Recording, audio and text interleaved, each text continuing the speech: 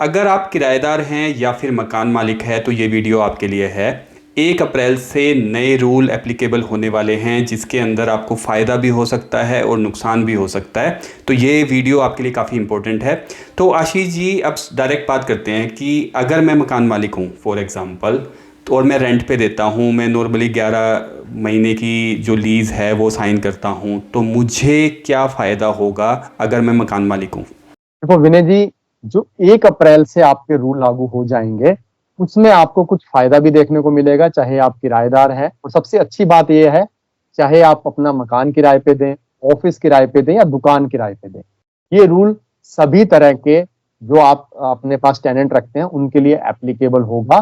सबसे बड़ा फायदा आपको क्या देखने को मिलेगा, अगर आपके पास 2 घर हैं उस केस में आपको राहत आते हुए देखने को मिलेगी। पहले क्या होता था कि आप एक घर तक ही अपना जो बोलते थे टैक्स जो खुद रहने के पर्पज के लिए यूज करते थे, और अगर आपके पास दूसरा घर है उसमें आपको ध्यान रखने वाली बात ये होती थी कि वहां पर आप जो मार्केट वैल्यू के हिसाब से जो भी आपका किराया बनता था, चाहे आपने उसको खाली रखा हुआ है चाहे आप उसको सेल्फ पर्पज के लिए यूज करते हैं, वहां पर आपका टैक्स लगता है।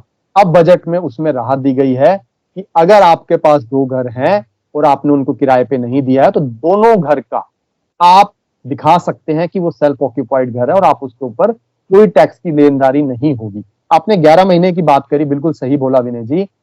भारतीय पंजीकरण अधिनियम 1908 की धारा 17 की अगर हम बात करें तो अगर आप अपना किराया का एग्रीमेंट 11 महीने से कम का बनाते हैं तो आपको उसको रजिस्ट्रेशन कराने की जरूरत नहीं होती है। पर अगर वहीं आप 11 महीने से ज्यादा की बनाते हैं तो आप कोर्ट में जाके उसको प्रॉपर तरीके से पंजीकृत करवाना पड़ता है, रजिस्ट्रेशन उसका करवाना पड़ता है, उसकी एक नॉमिनल फीस भी लगती है।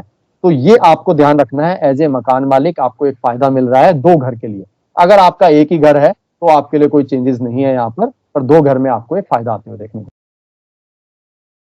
तो आशीष जी, अब थोड़ा सा जो किराएदार है उसके हक के लिए भी थोड़ी सी बात कर लेते हैं कि अगर ये जो 1 अप्रैल के अंदर जो न्यू रूल्स एप्लीकेबल होने वाले हैं तो जो टीनेंट है उसको क्या फ़ायदा होगा?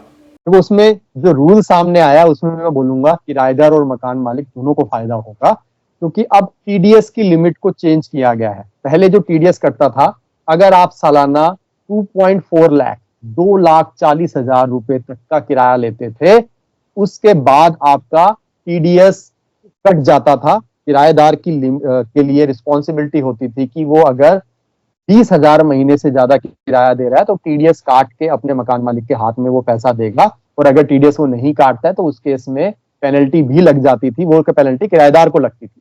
तो फायदा क्या है, उस लिमिट को अब इंक्रीज करके 6 लाख कर दिया गया है। तो अगर आपका किराया 50,000 रुपए तक का है एज ए किराएदार, उस केस में आपको माथापच्ची करने की जरूरत नहीं है टीडीएस की। अब आपको कोई पेनल्टी भी नहीं लगेगी 50,000 तक।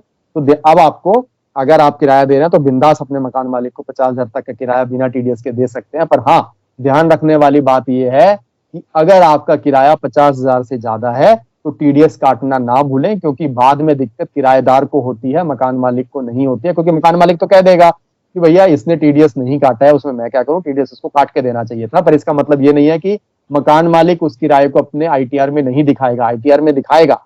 एक और चीज किराएदार के फेवर में की गई है, एक तो टीडीएस की माथापच्ची नहीं होगी, और दूसरा फायदा होगा कि अगर किराएदार किसी डिस्प्यूट की वजह से, किसी लड़ाई की वजह से किराया नहीं देता है तो मकान मालिक उसका बिजली और पानी का कनेक्शन नहीं काट सकता। ये एक सर्वाइवल रूल के अंतर्गत आता है, जिसमें बिजली और पानी उसका एक हक है। आपका अगर डिस्प्यूट है उसको कोर्ट में सेटल करेंगे, पुलिस के साथ सेटल करेंगे, कोई और तरीका निकालेंगे, पर बिजली पानी चलता रहेगा, वो बंद नहीं किया जा सकता।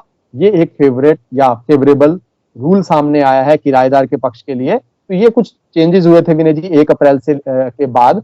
बाकी अगर डिटेल वीडियो भी लेके आएंगे कि एज ए किराएदार आपको रेंट एग्रीमेंट में क्या लिखवाना चाहिए, मकान मालिक, ताकि आपका किराएदार कब्जा ना करे, आपको एज ए मकान मालिक क्या क्या चीजें अपने रेंट एग्रीमेंट में लिखवाना चाहिए, वो डिटेल में डिस्कशन करेंगे। और अगर किराएदार किराया नहीं देता है तो आपके पास क्या विकल्प है, मकान मालिक अगर आपकी सिक्योरिटी वापस नहीं करता है घर छोड़ने के बाद, किराएदार के पास क्या विकल्प है। इस तरह के डिटेल वीडियो आते रहेंगे। इसके लिए चैनल को जरूर सब्सक्राइब करें। आज का वीडियो हम यहीं खत्म करते हैं। थैंक यू, धन्यवाद।